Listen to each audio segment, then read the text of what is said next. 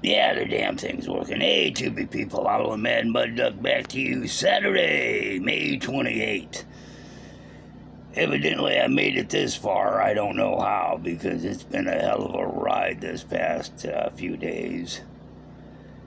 Not Friday yesterday, but yeah, let's go back. Let's see. I think the last video I burned was like on the 16th.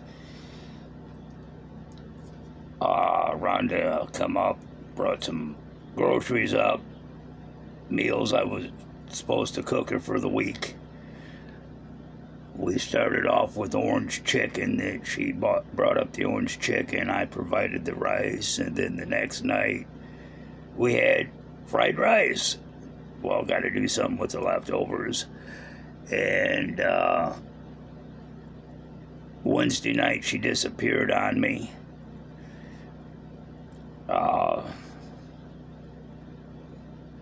Didn't hear from her Thursday. Friday, the truck didn't want to start at the gas station, and I needed a jump. So I called her. Well, I texted her, called her, did both, and she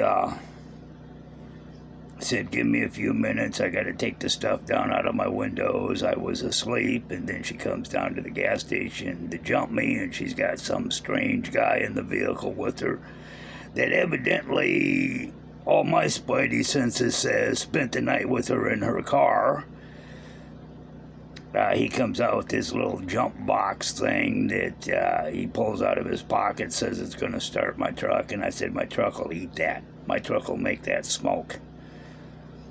And he tried it anyways, and the truck ate it and made it smoke, and I had her pull up and open her hood, and, well, how do you know her battery's gonna start your truck?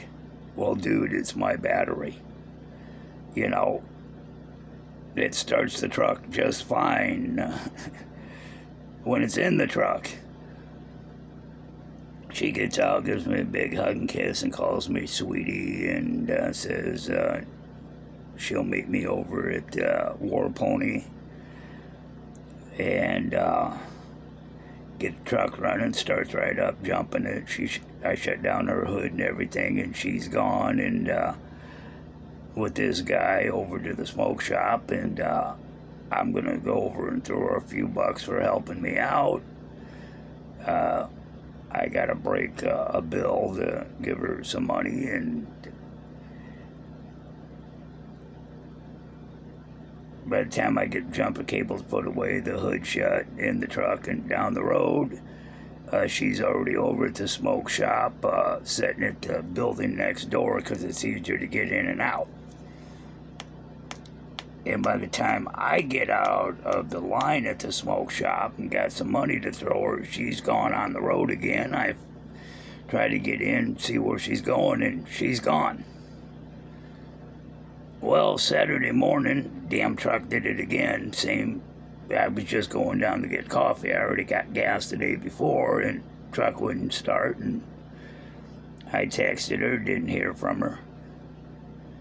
Called her. Seems her number was no longer in service.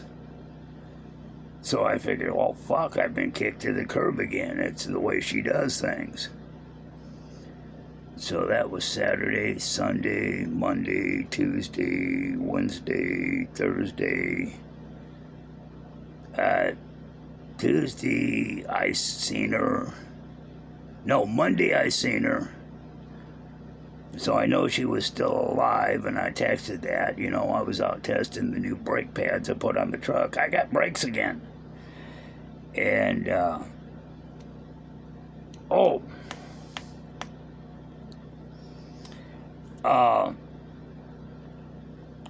earlier sometime, like, that last week, like Tuesday,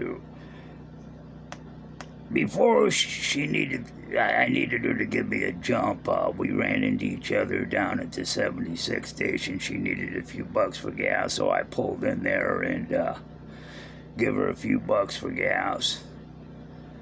And this guy Scott that I know from someplace, which is a real piece of shit.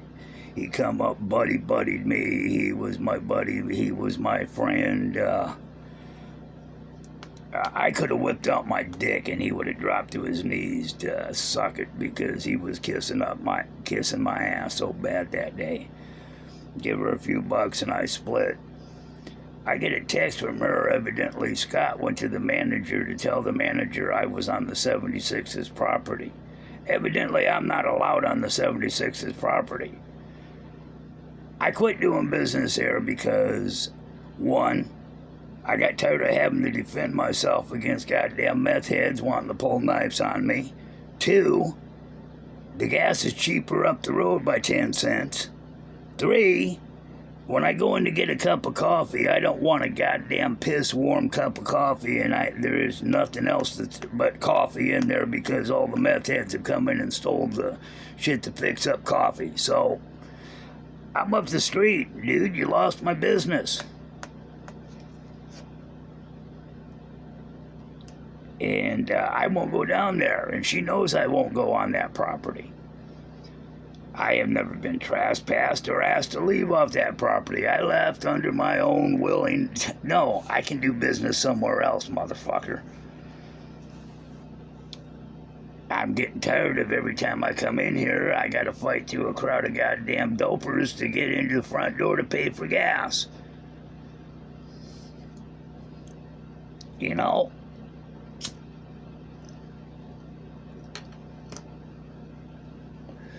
Evidently, it's a hangout. Well, I don't hang out. I'm not part of the crowd. So, the Scott guy goes, she texts me about Scott's a hall monitor, Scott's a piece of shit, and she gives me phone conversations about how Scott's a piece of shit for doing this. And I'm pissed. And she knows I'm getting pissed, and I tell her, okay, he's not worth the time I would have to do if I wanted to deal with him.